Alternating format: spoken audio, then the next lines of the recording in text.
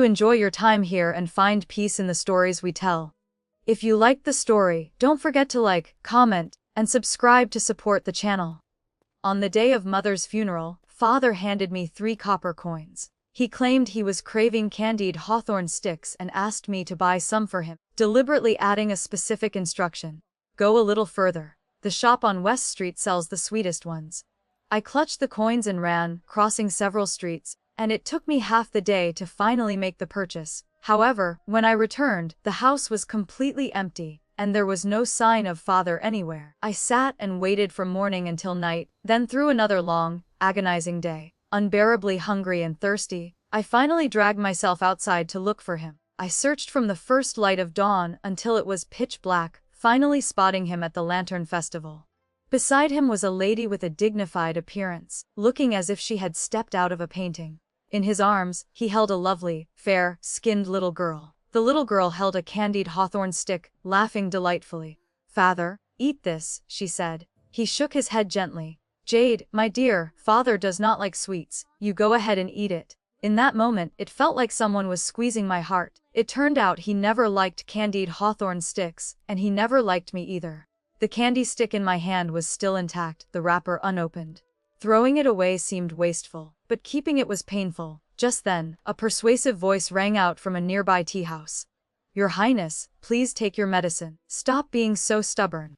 I hesitated for a moment before walking up to the handsome young gentleman sitting at the table. "Are you afraid of the bitterness?" I held the candied hawthorn stick up in front of him. "This is very sweet, you can have it." Perhaps my appearance was too sudden. The young gentleman in white widened his eyes at me, momentarily stunned. A gust of wind blew past, and he suddenly coughed violently, his body trembling, his already pale face turning paper white. The man in black beside him immediately changed his expression, reflexively pushing me aside to support the other man. "Where did this brat come from? Get away."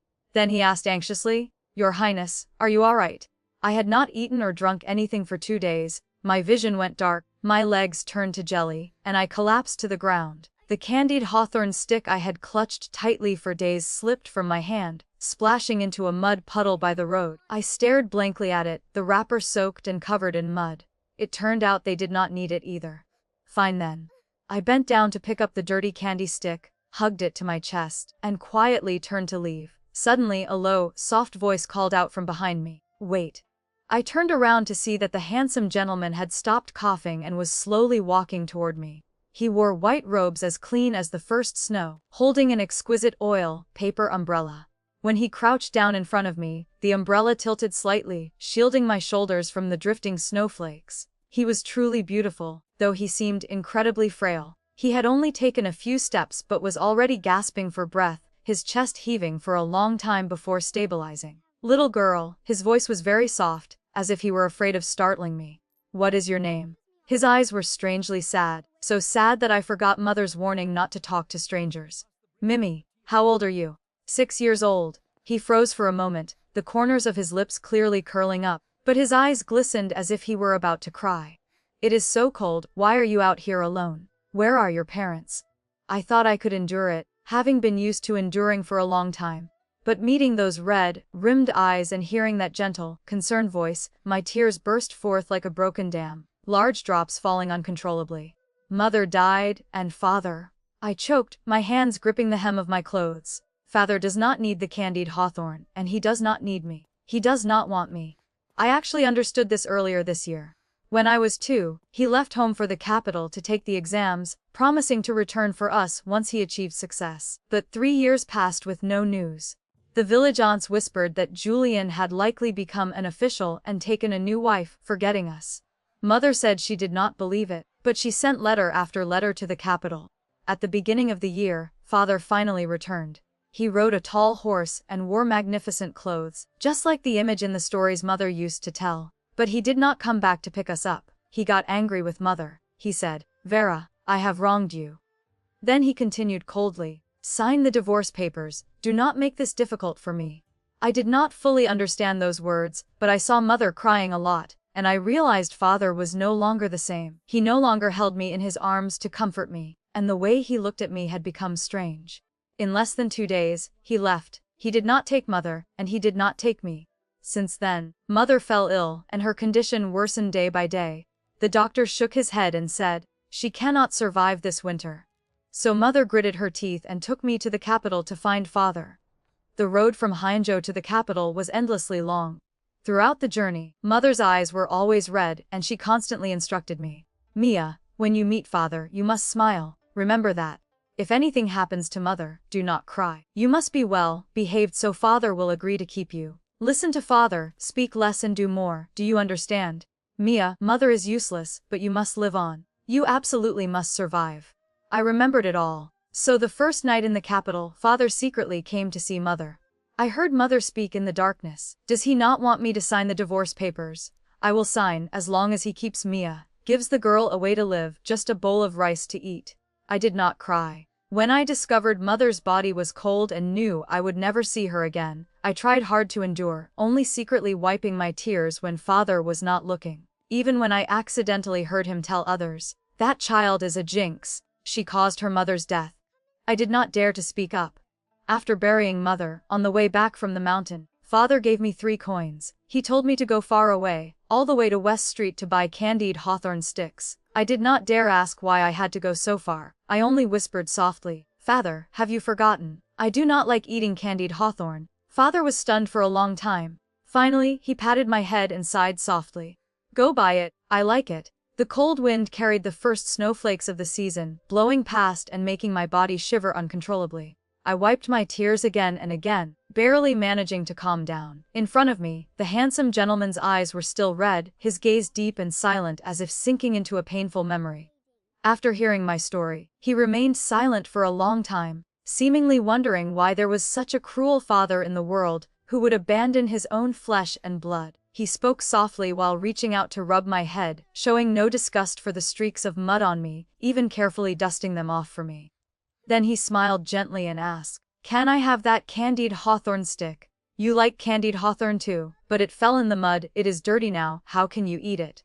A feeling of guilt rose in my heart. If only I had stood more firmly or held on tighter when I fell, perhaps the candy would not have gotten dirty. Thinking this, I hurriedly tried to hide the candy stick behind my back, but before I could do anything, he reached out and took it, whispering, "There are still a few clean pieces." As he slowly peeled off the wrapper, the man in black standing behind him immediately called out in panic, "Your Highness," but he only replied softly, "It is fine." Yet, the moment he bit into a clean piece of candy, his expression changed. In the blink of an eye, he lowered his head and coughed violently, a mouthful of fresh blood spraying out, staining his white robe red. Tyson rushed forward in horror to support him. I stared in shock at the bright red blood stain, my heart feeling as if it were being squeezed by an invisible hand. My vision went dark, my body went limp, and I collapsed. When I opened my eyes again, I was lying in a large room, the decorations exquisite and magnificent. Beside the bed, a kind-looking older woman was sewing, sunlight streaming through the window and falling gently on her face. Remembering the scene before I fainted, I sat up with a start, crying out in panic, "Where is he? That gentleman, how is he?" The woman hurriedly put down her needle and thread, turning to comfort me gently. "Do not be afraid, His Highness Prince Adrian is fine." She smiled kindly and brought over a steaming bowl of meat porridge. She carefully fed me spoonful by spoonful.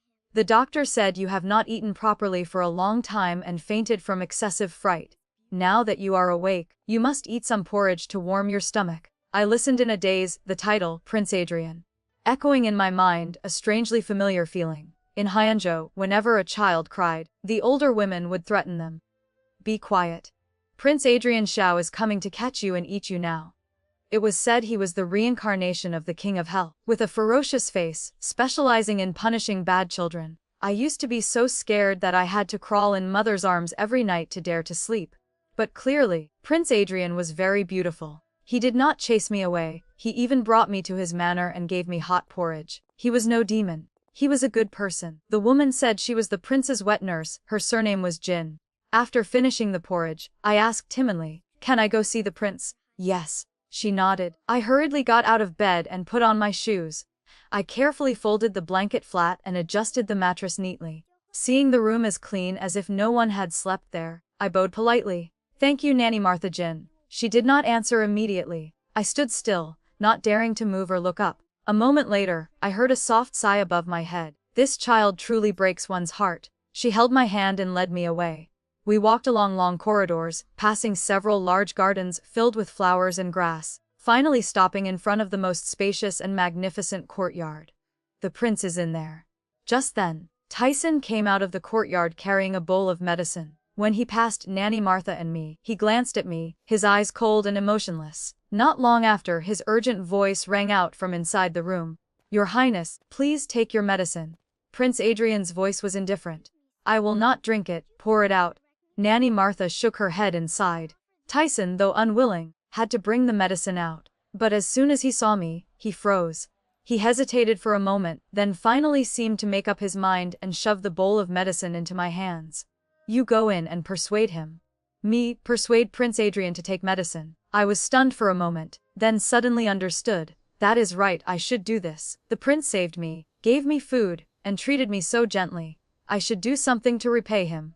Thinking this, I held the bowl of medicine with both hands and walked inside. The room was warm and pleasant, the scent of herbal medicine drifting lightly through the air. Prince Adrian was lying on the bed, his face still as pale as the first snow. Hearing the noise, he turned his head. When he recognized me, his gaze softened slightly. "Is it you?" I approached and lifted the bowl of medicine to my chest.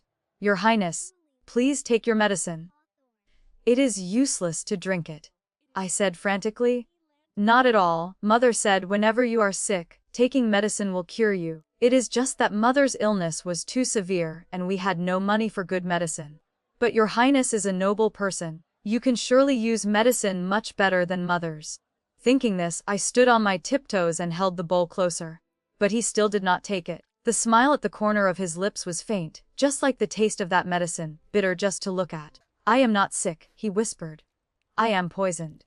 I was stunned. "Poisoned," he nodded. "It has been a long time. There must be an antidote to cure it. These medicines only help reduce the pain, they cannot save my life. So, will the prince be like Mother?" A sudden sharp pain struck my heart, and I lowered my head, whispering, "You will definitely get better, you will definitely recover." As I spoke, my hands suddenly felt lighter. Without me realizing it, the bowl of medicine had been taken by him. When I looked up, Prince Adrian had drunk it all and placed the empty bowl on the table. He reached out and gently rubbed my head, tenderly saying nothing. Clearly, he was the one poisoned, yet it seemed like he was comforting me. Meeting those warm eyes, a choking feeling rose in my heart. But Mother had warned that there were many rules in the capital. I had to learn to endure and not let others see my weakness. Just then, a doctor entered with a medicine box. He skillfully sat down by the bed and checked Prince Adrian's pulse. I quietly retreated to a corner, turned my face away, and rubbed my eyes, trying to suppress the stinging sensation in my nose. Suddenly, I heard the doctor exclaim in surprise, "Strange." After His Highness vomited that stagnant blood, his pulse became much more stable. Suddenly, the sound of hurried footsteps came from outside the door. Tyson rushed in clutching a letter, his face full of excitement. "Your Highness, news from the south. We have found the black gold herb. Your poison can be cured." "Can the prince's poison be cured?" I stood frozen on the spot. Nanny Martha also ran in hurriedly, her voice trembling.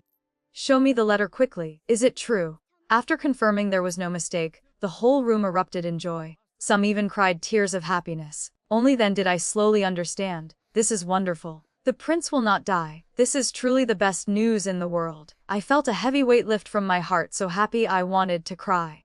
As for Prince Adrian, he seemed not to have recovered yet, his eyes dazed as if in a dream. Nanny Martha pulled me in front of him, beaming. "Your Highness, they say it was thanks to eating a piece of this child's candied hawthorn that you vomited that congested blood. Today, you just brought her home and immediately received 2 pieces of good news. It seems she is truly the lucky star of our manor." Lucky star. Prince Adrian's gaze slowly fell on my face, glistening. "Yes, truly a lucky star."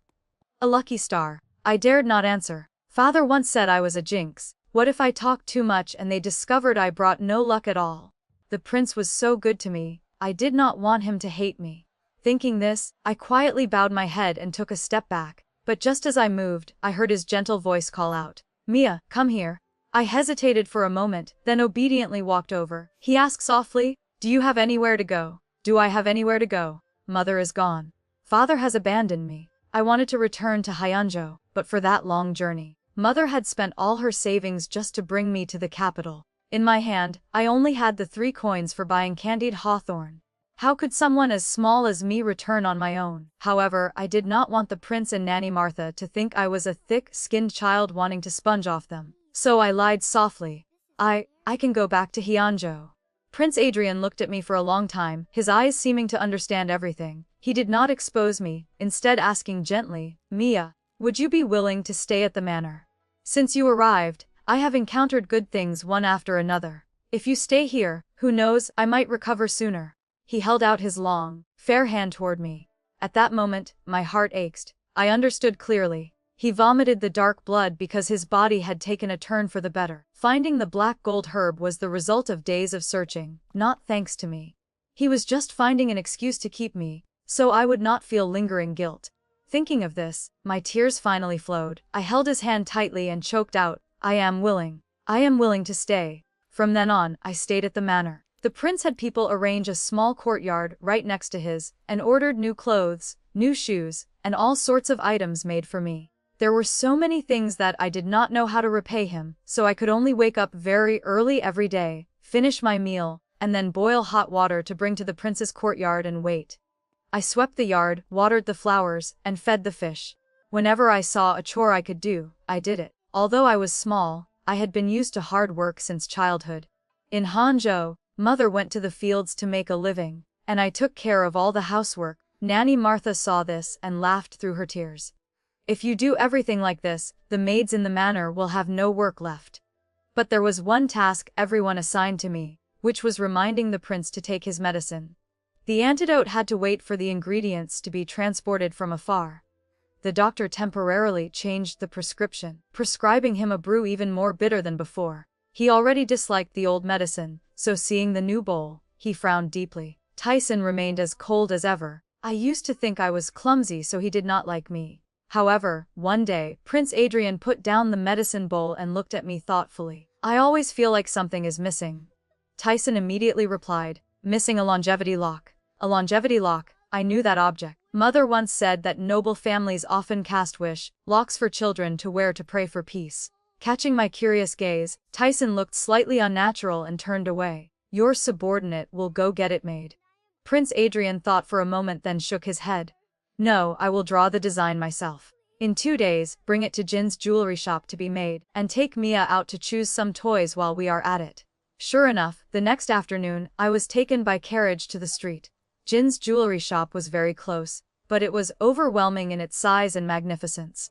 As soon as we got out of the carriage, Prince Adrian went upstairs to discuss the longevity lock with the shopkeeper, instructing Tyson to watch over me and take me to look at things first. I stood in the middle of the shop glittering with gold, so awkward I dared not touch anything. In such a luxurious place, I was afraid I could not afford to pay if I accidentally broke something. In contrast, Tyson personally chose a gold bracelet with exquisite floral engravings. He sat down in front of me and was about to put it on my wrist when a familiar child's voice suddenly rang out from behind. Father, that bracelet is so beautiful. I want that one. I looked up with a start and saw the little sister from the Lantern Festival holding Julian's hand, her eyes shining as she pointed straight at me. The capital is so large, I never expected to meet Julian again at Jin's jewelry shop. Clearly, we had only been apart for half a month, yet in my heart, it felt like several long years had passed. Julian was stunned when he saw me. A look of panic flashed across his face, as if he feared I would call out to him, so he hurriedly pulled the child beside him. Jade, my dear, let's go to another shop to look. But the little girl immediately threw a tantrum and refused. I only want that bracelet. Saying that, she pulled her hand from Julian's grip and rushed straight at me, aggressively grabbing my wrist and pulling hard. Tyson reflexively pushed the girl away. However, as I stumbled back, Jade still did not let go. Although the bracelet did not fall, a bright red mark appeared on my wrist, stinging so much I frowned in pain. Immediately after, the girl burrowed into Julian's arms and burst into miserable tears. Father, they bullied me. They stole my bracelet and pushed me too. Father, teach them a lesson for me. Perhaps out of pity for his child, Julian's eyes immediately turned cold. He did not ask how I had been living these past days, if I was hungry or thirsty, or if I had a place to stay. He just coldly held out his hand toward me. Give it here. That gold bracelet was inherently valuable, and I never wanted to fight for it. But facing that stranger-like gaze, a feeling of self-pity rose in my heart that I could not swallow. Give it. Tyson immediately stepped forward to shield me, his voice low and serious. Official, we were here first. We already bought the bracelet. Do you intend to rob us? Only then did Julian look closely at Tyson, but he did not care why he was protecting me. He simply asked coldly, "Who are you?" Then he added, "I am acquainted with this child. There is no need for outsiders to interfere." Saying that, he turned to me as if issuing a command. "Mia, give me the bracelet." In my memory, this was the third time Julian had called my name. The first time was the year he returned to Hangzhou, when he planned to leave after arguing with mother. I tugged at his sleeve and asked tremblingly, "Father, where are you going?" He brushed my hand away. "Mia, from now on, consider yourself without this father." The second time was after burying mother, when he gave me 3 coins, pretending to be gentle. "Mia, do you like candied hawthorn? Go to West Street and buy some, they are the sweetest there." And the third time was to reserve an item for his other daughter. 3 times he called me, and not once was it out of love. No. I shook my head vigorously. In my heart, I stubbornly screamed that he had abandoned me, that I would not listen to him anymore, and I would not yield to her. Julian's face darkened. Seeing me back away, he put Jade down on the ground and stepped forward quickly, reaching out to pull me. "Mia, come here. I am talking to you." I was both scared and aggrieved. I turned to run, but my body suddenly felt light. Someone had picked me up. It was Prince Adrian. He held me in his arms, his cold eyes looking straight at Julian. Just that single glance made Julian's face turn pale, and he fell to his knees on the tiled floor with a thud. Jade's crying stopped in an instant, and she panicked, burying herself in Julian's arms. During my days at the manor, Prince Adrian always smiled gently. But at this moment, when his face turned cold, he truly carried an aura of authority that made people tremble, just like the King of Hell in the rumors from years ago. Yet, I did not find it scary at all. Being patted gently on the back by him to comfort me, I felt only a sense of safety. Prince Adrian's voice rang out, cold as ice in the middle of winter. "Official Chu, you just took office at the Ministry of Justice, correct? On what basis do you dare bully this prince's daughter?" He looked down at me, his voice slow but sharp. "Look, you have scared the child to tears." Julian's face instantly turned ashen.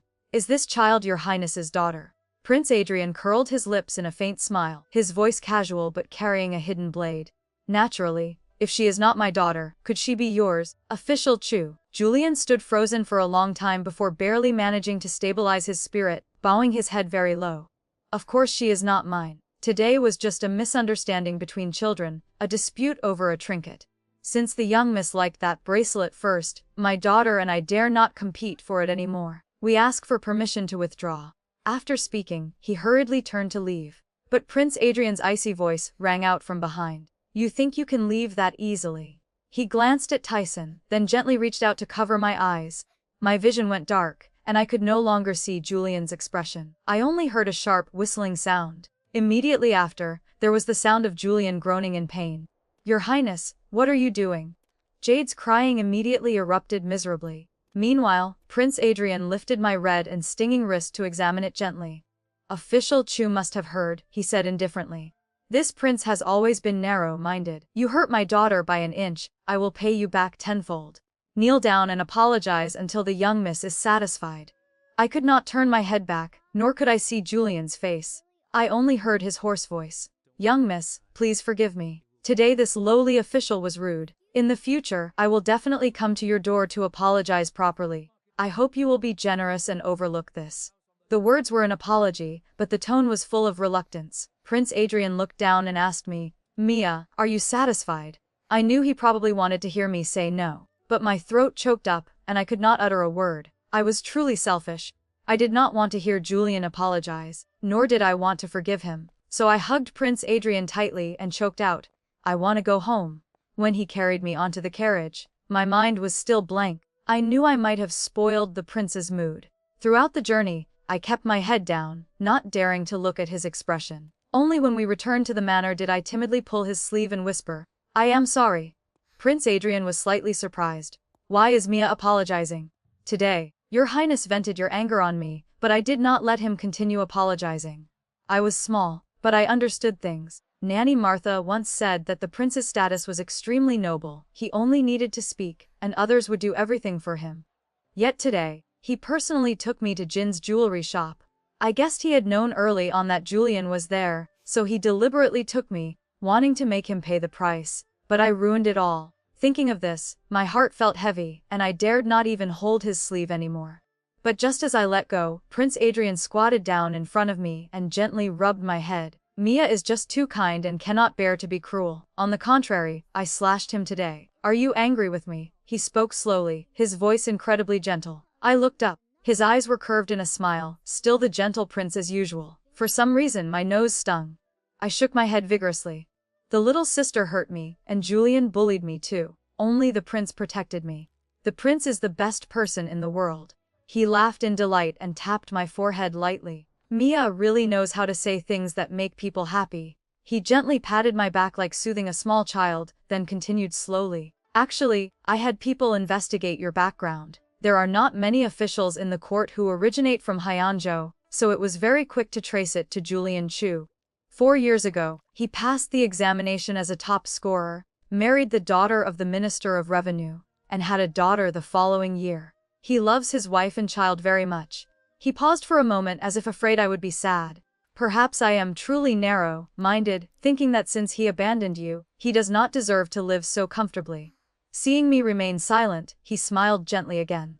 But thanks to his heartlessness, I was able to meet Mia. If you are willing to be my daughter, I do not know how happy I would be. I was stunned. Be Prince Adrian's child. It turned out those words at Jin's jewelry shop were not just to scare people. But I cry often and am not obedient enough, nor can I help with anything. Children do not need to be too obedient. He cut me off. Cry if you want to cry, laugh if you want to laugh. The day you appeared, I found the antidote. That is a destiny arranged by the heavens. Mia worries so much. Is it because you do not want to? My ears buzzed, and my heart beat wildly. Seeing me dazed, he softened his voice. If you do not want to, it is fine. We can continue as we are now. My eyes suddenly blurred. After a long while, I timidly grasped one of his fingers, shook my head, and whispered, I am willing. I am very willing. I have a father. I have a new father. The old father did not need me, but this father wants me. If mother knew, she would surely be very happy. Father Adrian said he wanted the whole world to know he had a daughter, so he decided to hold a grand banquet, announce it everywhere. As soon as the auspicious date was set, invitations were sent to every manor. However, before the banquet could be organized, a beautiful lady appeared in the manor the very next day. When she arrived, father was teaching me to read. She stood outside the door, laughed, and called out intimately, brother. But as soon as her gaze swept over me, that smile instantly retracted. You, go out first. I have something to say privately with my brother. Her voice was cold, hiding none of her annoyance. Father frowned slightly. Aurora, do you not care about manners? Can I not speak privately with my older brother? It is fine, it is fine. I hurriedly interrupted, gathered my books, and stood up. Before leaving, I carefully closed the door for them. I did not go far, just stood outside the courtyard, at a distance where I could not hear them talking. Because there were a few words in the book today I did not yet understand, and I was still waiting for father to explain them. Mother once said that a person must read books. Thanks to reading, grandfather passed the exams and was respected by people. Thanks to reading, my old father could go to the capital to become an official. Mother said reading can change fate. Mother did not regret begging grandfather to teach my old father to read, nor did she regret gathering all our money to send him to the large academy in the provincial city. Mother also said that later, when we saved enough silver, she would definitely send me to school. It was a pity we were poor, and then mother fell seriously ill, so there was no opportunity in the end. Therefore, now that I could learn to read, I cherished it greatly. I lowered my head and stared intently at every stroke of ink on the page, trying to recognize the characters.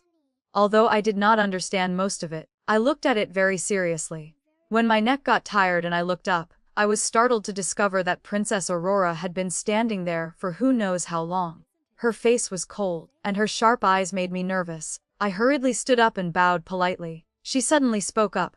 Hey, little brat, come here. I hesitated for a moment, then tiptoed over. Perhaps seeing that I was slow, she stepped forward and grabbed my hand. Stop talking, I will take you out to play. She took me to Cloud Restaurant, a famous establishment. Princess Aurora ordered a table full of delicacies, but she did not touch her chopsticks, only constantly pouring tea. I do not know what you like, just choose what you like and eat. There was too much food, and for a moment I did not know what to pick. Finally, I chose the dish closest to my hand and ate slowly, bite by bite. Opposite me, the princess drank tea while observing me closely. After a long while she asked indifferently, "Little brat, what scheme did you people ultimately use to make my brother accept you as his child?" I did not fully understand her meaning, but I clearly felt her voice was not friendly at all. I immediately shook my head. I did not. She laughed softly. "Do you know how many people in the imperial clan have tried to bring children close to him over the years? Everyone was like you, obedient on the outside, mouths full of sweet words." She paused, her eyes growing colder. But in their hearts, no one truly cared. They only hoped he would die soon, so they could seize power. I have seen plenty of your kind. I did not understand everything, but I saw that her smile was bitter, just like father's, filled with the taste of suffering. I knew I should explain, should defend myself, but that look on her face was like someone who had just swallowed a mouthful of extremely bitter medicine, making me unable to bear saying anything. So I quietly pushed the plate of hibiscus cakes in front of me toward her. "You should eat this, it is very sweet. Every time father finishes his medicine, eating a piece of candy makes it not bitter anymore." The princess froze. The smile on her lips vanished, and her eyes looked at me with such complexity that I could not understand it. But finally, within that gaze a few parts of seriousness were added. She turned away and huffed softly. "Eating will not stop your mouth. Eat quickly, I will have someone send you back later." The princess's manner and the prince's manner were in opposite directions, so she only left a coachman to take me back. Before leaving, the princess looked at me for a long time, her eyes conflicted. I did not think much of it. But just as the carriage turned into a long street, it was suddenly blocked by someone. Outside, there was the sound of arguing with the coachman. After a few sentences, all sound suddenly stopped. Immediately after, the carriage curtain was thrown open forcefully. A person climbed inside, quickly covering my mouth. "Shemia, do not make a sound. It is father." It was my old father. The driver had been switched. He held me tightly, his voice urgent. "Father is taking you away." The carriage rocked and ran for a long distance. When we arrived, he finally put me down and turned around, looking straight at me with cold eyes. "When did you meet Prince Adrian?" That expression made my heart tremble. It was even scarier than when he argued with mother at the beginning of the year, scarier than when he coldly chased us out upon our arrival in the capital. I dared not look at him, nor did I want to answer. Clutching the hem of my clothes with both hands, I backed away step by step until my back hit the wall, and he grabbed my shoulder and pulled me back. "Mia!" He forced me to look up. "Do you think Prince Adrian truly considers you his biological daughter?" He sat down, his voice softening a few degrees, as if afraid of scaring me. 3 years ago, Prince Jing rebelled and took many female relatives of the imperial family and children as hostages. Prince Adrian only needed to open the city gates to save them. But he did not do it. Among those who died that day was Prince Adrian's own daughter. For years he has lived in guilt, and if that child were alive, she would be about your age. He accepted you merely as a replacement. Maya, do you understand what I am saying? I understood very clearly. But what I understood even less was, why did he tell me these things? His eyes suddenly softened. At that moment, he looked exactly like he did on day he gave me 3 coins and told me to buy candied hawthorn. Mia, you and Prince Adrian have no blood relation. No matter how well he treats you now, sooner or later you will become an outsider. The prince will eventually marry and have his own biological children. But I am different. I am your father, our blood bond will never change. I will not harm you." He paused, smiling gently. "The other day you went to buy candied hawthorn and got lost. I searched everywhere. The capital is so big, and you are so small. What if someone took advantage of you? Let me take you back to Hyunjo." He smiled very kindly, and his voice was incredibly gentle. If it were before he told me to buy candied hawthorn, before mother and I came to the capital, before he coldly turned his back, perhaps I would have believed him. "Father, do you know?" I blinked at him. The aunts in the village all praise me for being very smart. The smile on his face gradually stiffened. "What do you want to say?" I was no longer trembling, just feeling strangely calm inside. "I am only young, not stupid. The night before mother died, she hugged me and told me to be sensible, so I dared not cry or make a scene. The day you disappeared, I kept wondering if it was because Mia was not good and did not listen, so father got angry and did not want me anymore. The old man selling candied hawthorn even asked me, "Why did your parents let you go so far alone in such cold weather?" I could have defended you, father, but I said nothing. I lowered my eyes. Mother once said that what you hear is not necessarily true, you must see it with your own eyes to believe it. At the Lantern Festival, I saw you holding that little sister, smiling very happily. You were not worried about me at all. You say you will not harm me, but you do not need me.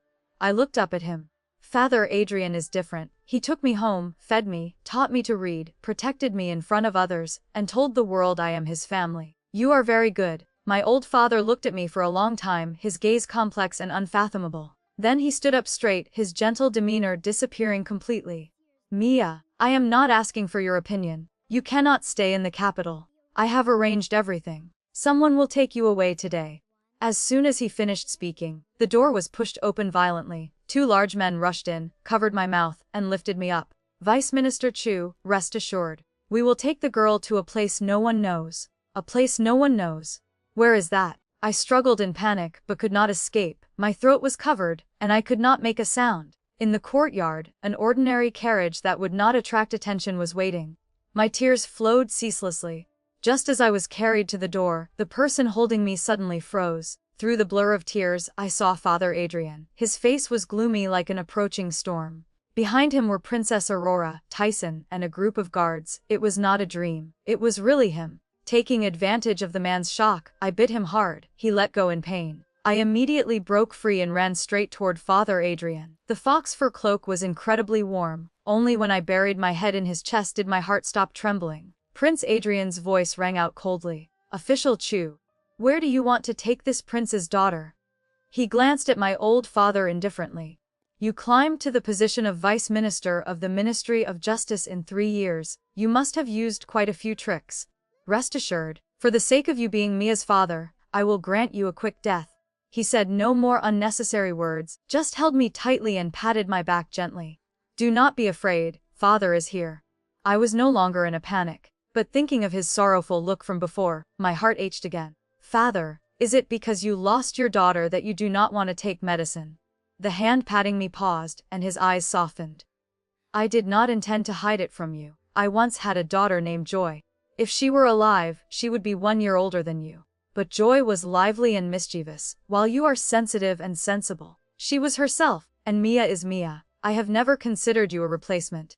Father's voice lowered, calmer than before. Today's incident was caused by Aurora. If she had not taken you out of the manor on her own, you would not have suffered like this. Rest assured, I will punish her. Punish her. Will you use a wooden ruler to hit Aunt Aurora's palm hard? Do not.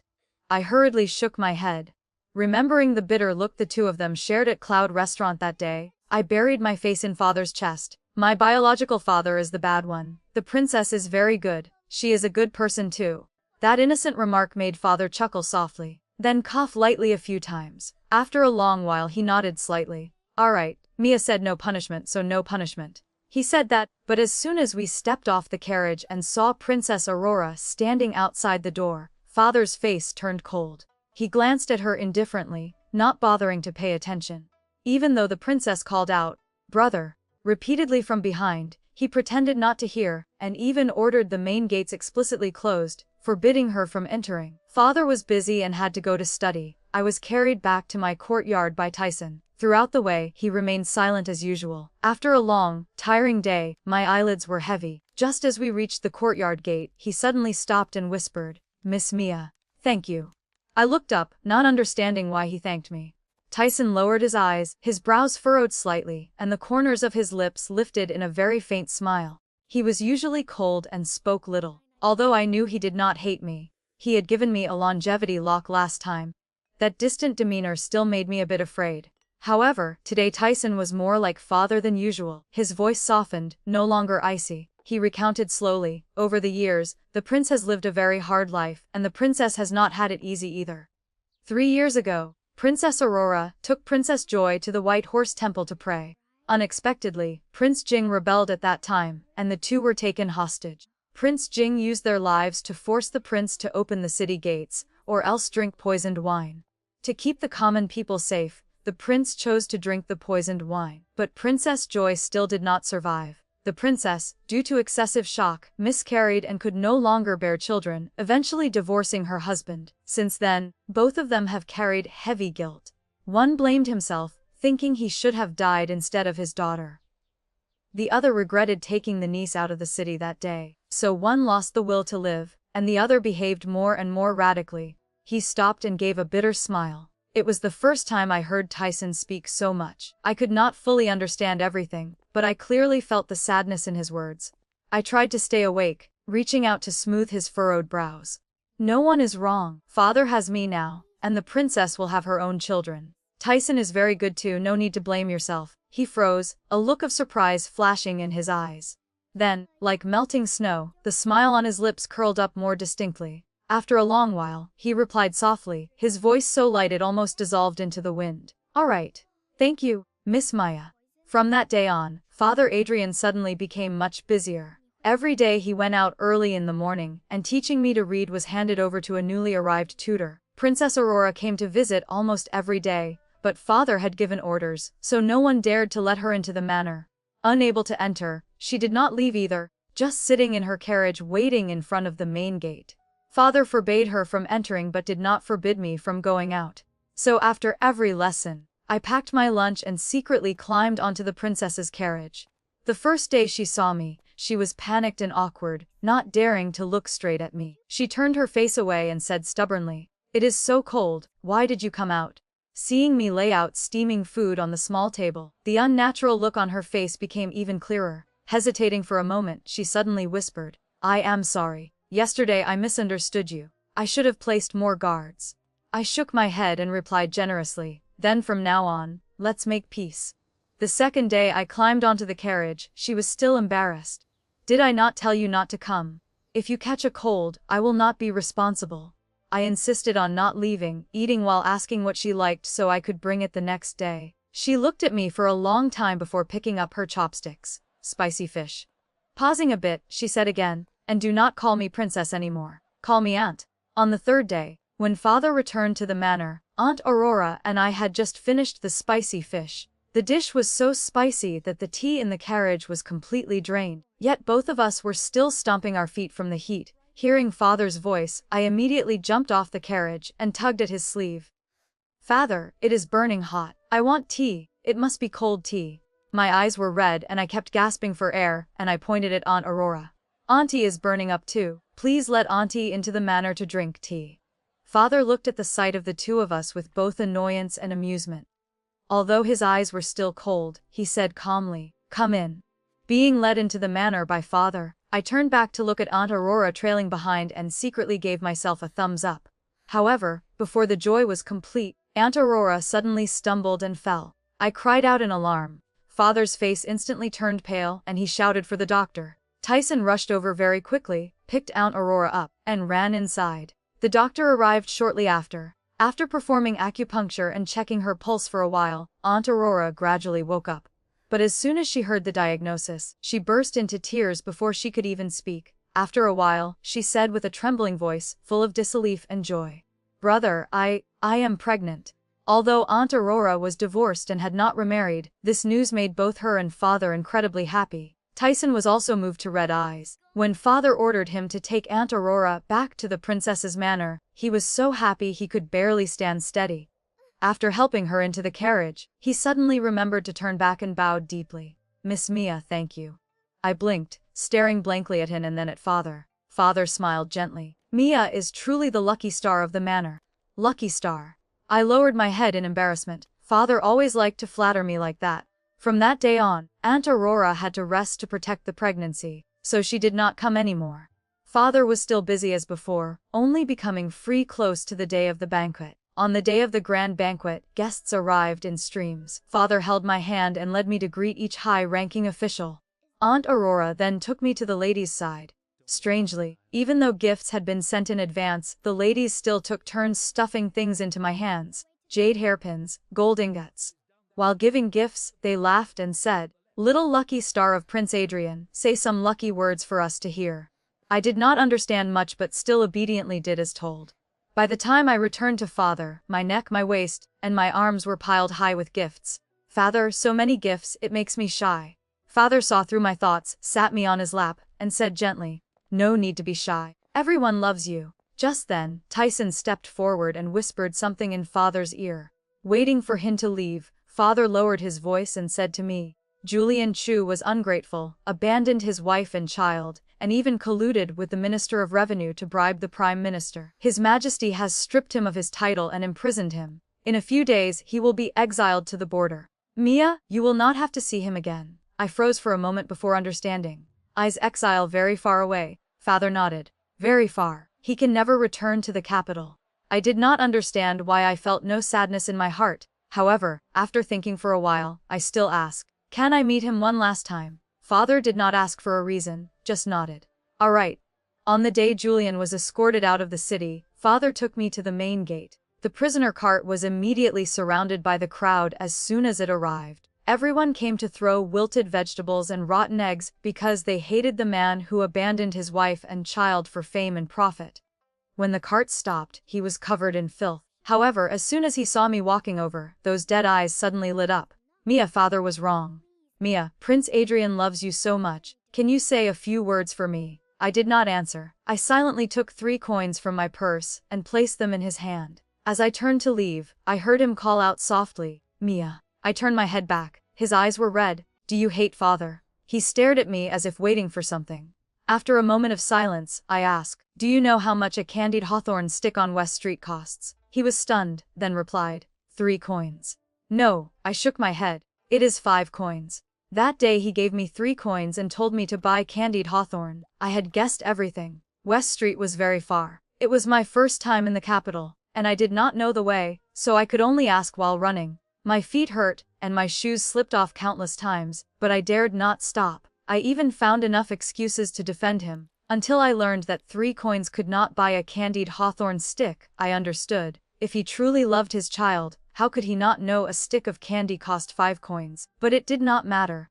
The kind shop owner sold me a stick for 3 coins. My current father likes to eat them very much. I did not look back at him again, running toward father who was standing by the carriage.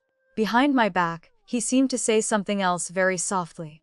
But I did not want to hear, nor did I want to know. Father lifted me into the carriage and gently wiped the mist from my hair. My heart felt strangely peaceful.